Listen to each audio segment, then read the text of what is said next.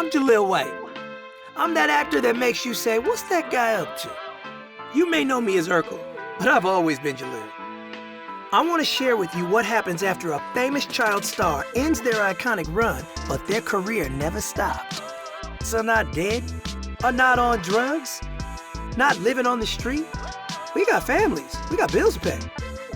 Believe me when I say there's a happy ever after.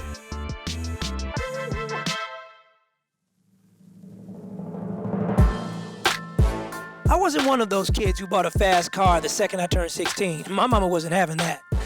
I got the family Acura instead. Scratched up the rims, banged it up like a lot of teenagers. Then I got some nicer cars, and I learned how to take care of them.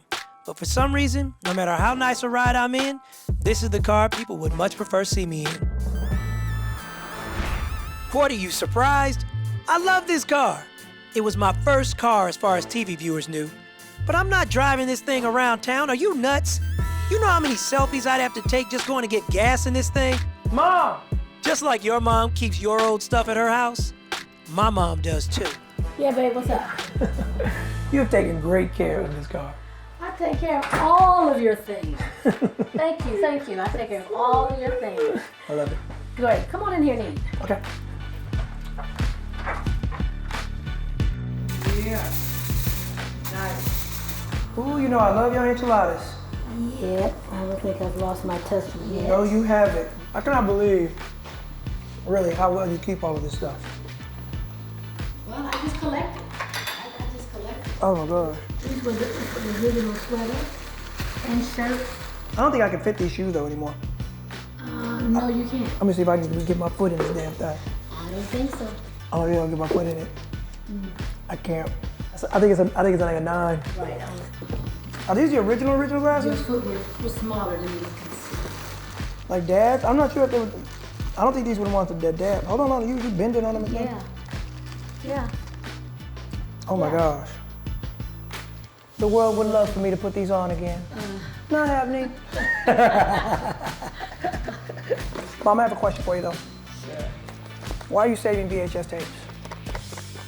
Because that's what they gave me back in the day. That's Mom, what I got. these are VHS tapes. Yeah, we need to be transferred. We don't even have They need to be a transferred. machine to play these on anymore. Well, I'm looking for a particular tape that I gotta share with somebody. I was hoping you had it on DVD at least, but I'll settle for what you have. Bingo! Here we go. Oh my goodness. Good morning, Miss Bliss. I did that with a guy named Brian Austin Green. I love it. You're gonna keep this box until your last day. Yep. And it'll be waiting right here for you. All right, I'm gonna go meet Brian.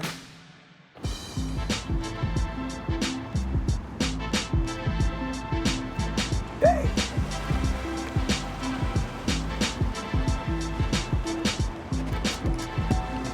Oh, It's a comfortable car. there it is, man. I only send the best for you. How you doing? How are you, man? You look good, man. Good to see you. I like it. Dude, you're wearing the purple and gold. I got to, otherwise Snoop heckles you. Brian and I met shooting a pilot for Good Morning, Miss Bliss. Now that pilot never went anywhere, but it became Saved by the Bell. Are you Lakers or Clippers, though? I'm an LA fan. From there, Brian went on to do Beverly Hills 90210. And his life didn't stop. As an adult, Brian is always working. You've seen him in things like Anger Management, The Sarah Connor Chronicles, and Desperate Housewives. Beautiful. Thank you. So whose decision was it for you to even be in the business? Was it your mom's? Was it an uncle? Was it a family member? No, honestly, it was mine. I was going to a performing arts school, and a kid that I rode the bus with was doing commercials and had tons of money. So I was like, where'd you get that 20? He was like, oh, I do commercials. I get, my parents let me take a percentage. So I don't even know what a percentage is, but that sounds awesome. So I had no intention of being an actor at that point. Like, I went to school for music. My dad is a drummer. That was my world. I thought for sure I'd be a drummer in some band somewhere. 90210, when you see your old self, how does it make you feel? How do you think it makes me feel? Judging just by my laugh. I wish I had more friends. Wait. I wish I had people that really cared about me that are like, you can't wear that. You can't do your hair like that. Stop. I know it was a sign of the times. Like, I know the 90s where they were in transition, so people didn't really know what was going on. It was that weird period. You didn't have any friends. Nobody gave a damn about me. But nobody gave a damn. But Urkel that was your job description, and you did it really well. You went for it because that was funny. Damn. People expected that. How long have we actually technically known each other? God, how old were we when we shot Miss Bliss? I felt like I was like 9. You weren't a teenager, like 12? No, I 11? wasn't a teenager. Okay, no, so you were about 12, about 9 and 12. I was a little younger than you, actually. You were younger, yeah. And I can see in your acting, because your acting was better than mine at the time when I look back. Actually, no, I've seen that scene that I had. It wasn't that good. Now, at what point did you learn that Good Morning, Miss Bliss was the pilot for Saved by the Bell? I don't remember when I learned that, but I remember they called originally after the pilot was picked up, and they wanted us as a cast to move to Florida to shoot. I was like, They asked you to move to Florida? yeah. It's like, I'm not moving to Florida. There's no way. They didn't ask me to move to Florida, so I guess I was fired quick. They were like, replace him. There's got to be a Florida version of Jaleel. Hilarious. We didn't have Instagram and Facebook. At what point did you know you were famous? That's a moment for everybody. You know, we did the first season of 90210 and nobody watched. And it wasn't until we had these summer episodes where we had new shows on when other shows were in rerun and the kids were off from school that all of a sudden it caught on, and it was like overnight it went from nobody was watching to everyone was watching. That was when I realized, like, oh, people are watching this show. Like, this means something. After that, I got recognized at the gas station. And I was like, okay, it's on now. This is a good job. For me, it was always airports. Urkel was, I mean, that character was, you were king of the world. But it was humbling because you literally stepped off a plane, and in each territory, that's where you learned how much they loved you. Yeah. And for me, like, New York was always a big territory. Like, arriving in New York was a thing. That's when you got the paps. Your character was so different from you. When you'd show up in those places, people get to know Urkel. They don't get to know Jaleel White the same way. Yeah. So you had a bit of anonymity within yourself. Oh, there's no anonymity with these eyes. There's no anonymity. Not with the eyes so much, but like with your day-to-day life. With 90210, we were playing what people perceived as versions of ourselves. Right. So you couldn't step out of that. There were positive aspects of it. That stuff like traveling, meeting people, buying cars and homes and stuff like that. But then there were the negative effects of it also. There was the phase of like feeling really insecure because I had no anonymity. So it was like you felt like you were on all the time, and that's impossible to do. Plus I was young and I was growing up on camera, so it was like I just felt like I was judged by everybody. And then as I got older, then I learned to not give a shit. But at first I was like, I didn't want to make any mistakes on camera because people talked about it. Wow. People cared about it. People were interested in who you were for the good side, the good stuff and the bad stuff. I felt equally judged. I remember the first time I ended up in People magazine for something I wore. And obviously— It was negative? Yeah, oh, hugely negative. And what was worse is we didn't have stylists back then. Right. My mom dressed me, dog. My mom took me to American Rag, and she bought this little outfit and put it together. Yeah. And I remember it was this blue, navy blue vest that like stopped right here. Mm-hmm. And the magazine was like, it looks like Jaleel White should be serving us a quesadilla.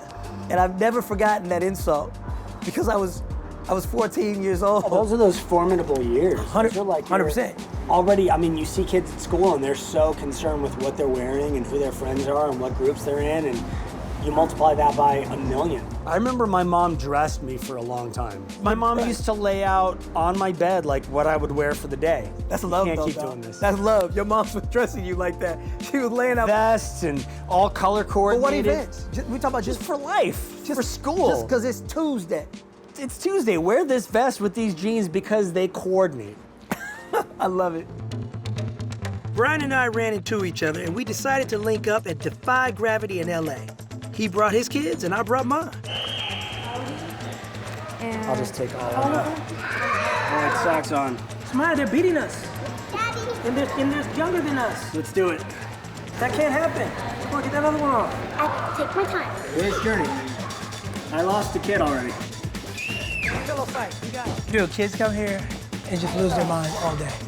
I come here with them because I'm like, I'm gonna wear him out. Doesn't work. The only place where I can still wear her out is Disneyland. Oh, wait a minute. Ah, so close. Hey, hey, hey. Because that just made me look old. Getting out of these sucks. Isn't that like a metaphor for life, though? Getting in is easy.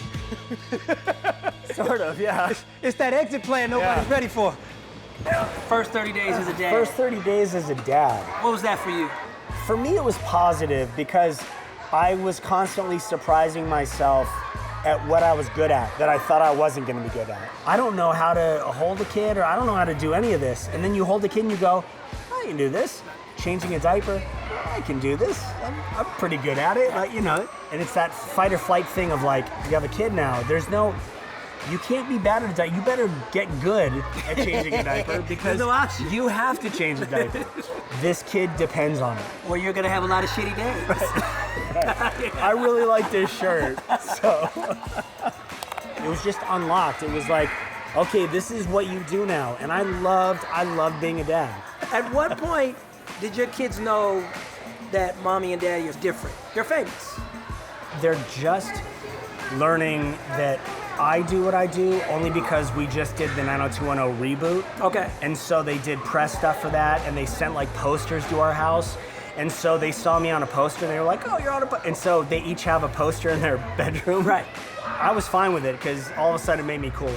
In the beginning, It's a nice credit. Samaya's relationship with my fame was really interesting. It only registered at Disneyland. When you got stuff for her. Yeah, because exactly. Before then, people would ask me to take a picture. And she just wanted to photobomb.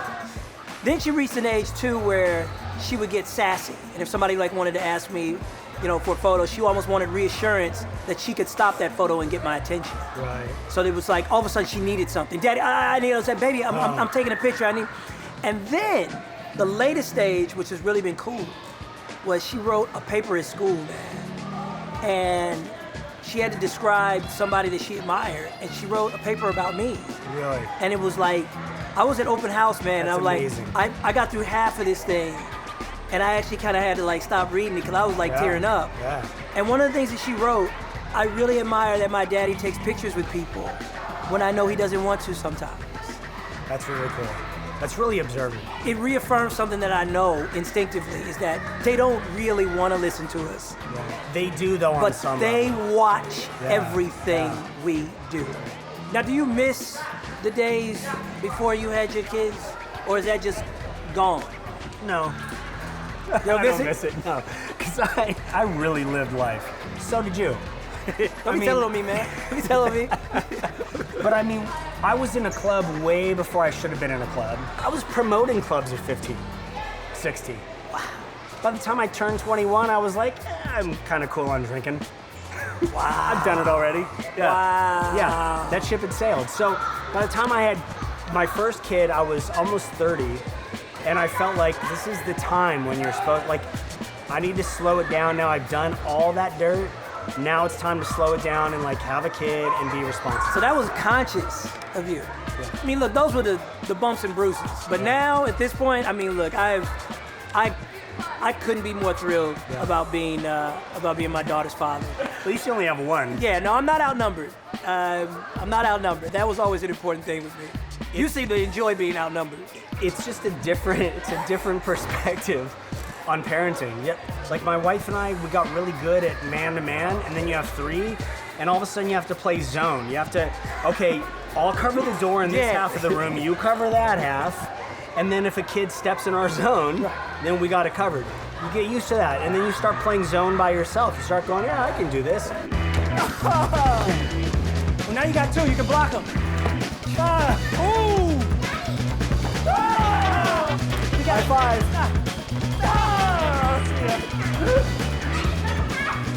I gotta get this guy at least one. I got you. As a former child actor, would you want your kids to be an actor? I wouldn't deter them from acting, but I wouldn't put them in acting necessarily. I wouldn't be like, hey, you're really good looking, so let's go to set and do it. But if you're into it, I would support it 100% because we got lucky. We're still working. But I didn't fall off the edge of the cliff. This is what I've done. The entertainment industry has treated me pretty well. I've made a good living and continue to and plan to for the rest of my life. So I wouldn't deter it at all. Listen, most people cannot say that they've managed to stay in one profession for 40 years. It's true. I've been in SAG longer than my wife has been alive. Okay, hey, Yeah. now That means something. That's a swaggy line right there.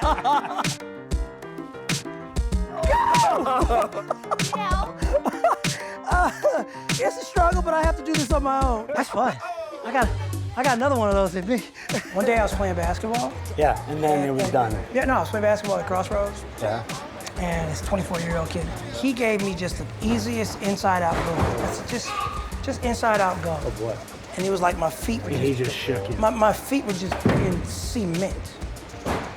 And I took it like really personal for a second. I was like, of course you did. Yo, like, hold up, dog. Like, we play defense.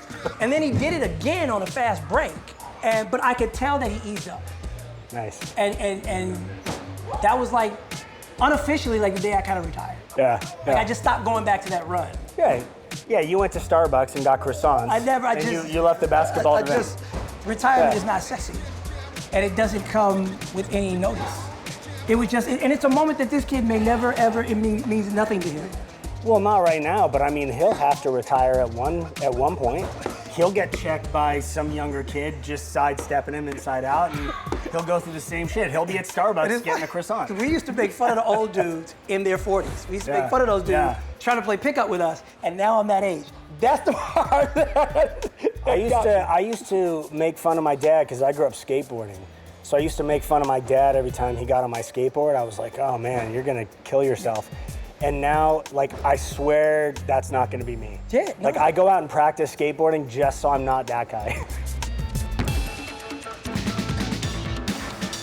Yeah, Woo! there you go. Yeah, It just seems like a really bad idea.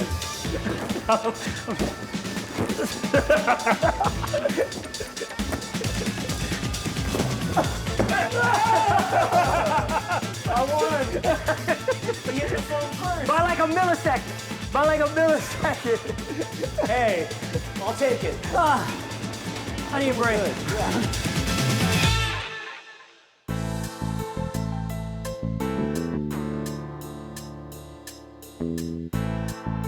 Here's the thing that I know we have in common. Your mom was your manager, and my mom was my manager. Yeah. My mom started as my manager, and then she became my business manager because she's really good with money. Okay. And then my dad was my manager. I remember that. Your mom wasn't a stage mom. Yeah, she wasn't a stage mom at all. And neither was mine. Stage moms were scary. The hover mom. Yeah, scary. My mom actually had no clue what I did on the set. Yeah. Nor she had no clue about the trajectory of my career. I don't think my mom even looked at it as a career at that point. She was like, oh, this is fun. Yeah. My mom just wanted me to make money to go to college. Yeah, totally. She didn't think like, he'll be doing this at 46. No. Gail White definitely. Yeah, I definitely didn't think I'll be doing this. I didn't think I'd be alive at 46. The fact that I'm alive and I'm still acting, amazing. Was the fact that your mom was your manager, though, did it change your dynamic with your mom? Because I know it did with my mom.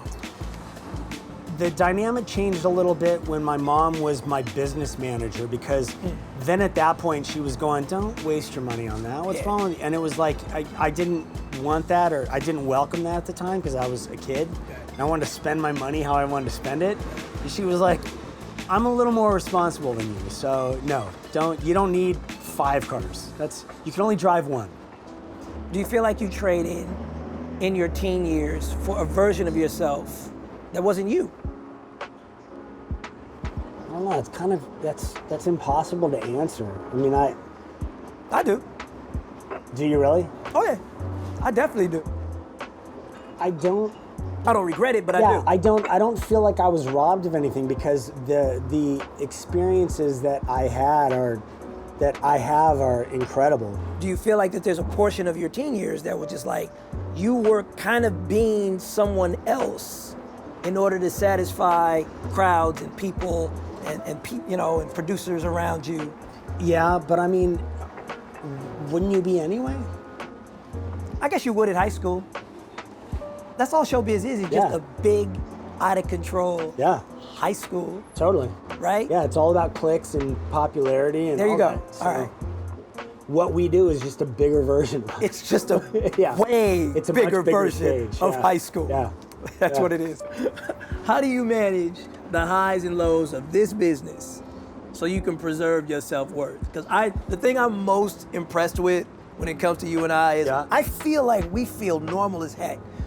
But I think that's the key. For me, at least it is it's just a job. It's not, I don't get my sense of self-worth from work. I don't get it from being on set. I don't get it from those people. I get it when I go home and I see my kids. Like, those are the things, when I'm laying in a hospital bed and they're around me, that's what's gonna mean something. Not the jobs that I've done or who I worked with or who I did a scene with. That's not gonna matter. That lives forever on film. But that's just one aspect. That's not me. That's what I did. Right. That was my job. And I think the more we can keep that separated, that's what works for me. Jonathan Brandis, we both grew up with that cat. Yeah.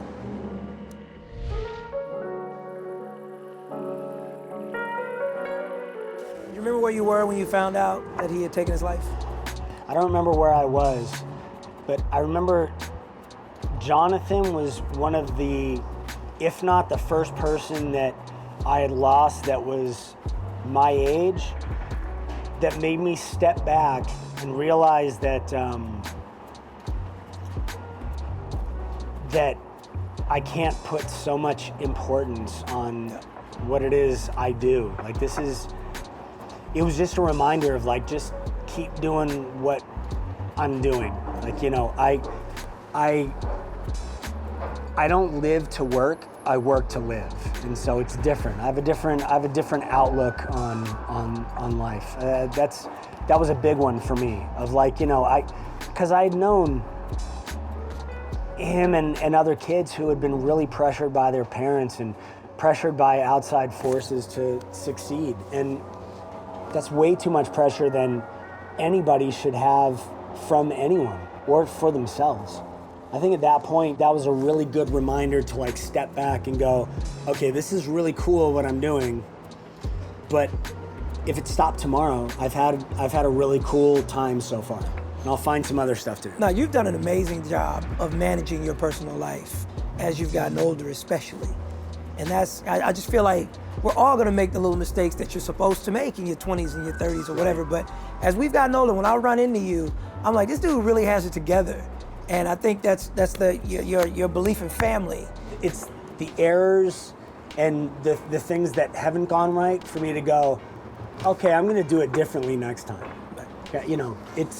It changes the way you look at things. Like when you don't have kids and you spend money on dumb stuff, on cars and clothes and all that stuff, and you act like a baller, and then you look back on it and you go, where the fuck did all that money go? What's the biggest power trip you've ever seen on a set by an actor? Do I have to give names now? Heck no. Heck no. We ain't trying to get in trouble. I've seen a lot. I think the one that bugs me the most is people that are late to set.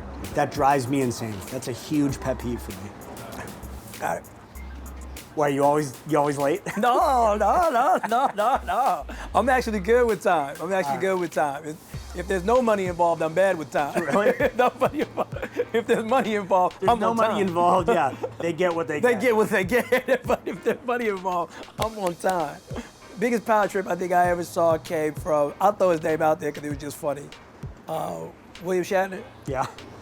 Jeez. That's all you have to say is William Shatner. I was supposed to play like a hotshot lawyer that their firm was recruiting. Right. And in rehearsals, he pinched my cheek. Just randomly at the end of his line, he's like, "You're gonna make a fine lawyer." And he just pinches my cheek like that. Now, you know, as actors, if you're gonna touch another actor, you might wanna just give him a heads up, say something, whatever. I didn't trip, I didn't bug though, but. So right before we shot, the director, John, was like, oh, Bill, the cheek thing, you don't have to do that. And so John tries to skedaddle on back behind the camera, and Bill was like, no, I like that move. And I can see Candice Bergen like literally take a giant step back because she knows what's coming. And that's the actor-director conversation where they're not on the same page. Right. Meanwhile, I'm the one getting touched. Ain't nobody asking me jack. Right? I'm a prop. I'm a human prop right now, right? So they get this long, drawn-out discussion about the motivation of it. And then finally, you know, William Shatner turns to me and he was like, hey, you know, do you mind that I squeeze your cheek like that? Mm-hmm. And I was like, you know, I want us both to be comfortable as actors. Not my favorite, but... You started a show, so I'm not about to contest you. Yeah. You know, I want us both Number one on the call sheet. I want us both to be comfortable, so, you know, we should do what makes us comfortable. I still didn't even defend myself, right? Right. So finally he says, fine, I won't do it. And the director gets ready to walk back behind the camera, and then he turns to the director and he goes, but I want everybody to know, I think you've been wrong, he says to the director. And you've been wrong a lot this week, and you probably won't be back. So we crushed the scene. Bill Shatner's awesome. Right? We crushed it. There's certain people that just get away with this stuff. He's and a legend. He's a legend. Yeah. So he's whatever, right? We do the scene, and I was actually happy with the scene. And then he turns to me and he goes, you know, that was quite a take you gave there. Have you ever heard of a guy named Jack Benny? Now, of course, I've heard of Jack Benny or whatever. He said, that was kind of a Jack Benny. He might be before your time. He was like, you know, if you stick with this, you're going places. Yeah. There's a future in it for you. The cameraman literally looks from behind the camera at both of us, and I'm almost like, don't get me in any more trouble. Captain Kirk just told Urkel he's going places. Right. You might make it, kid. I definitely learned a lot during that time period, man. Now, this has been great, dog. Come on, man. I gotta get you out of here. You're a beast. You're a beast up here. Thanks, brother.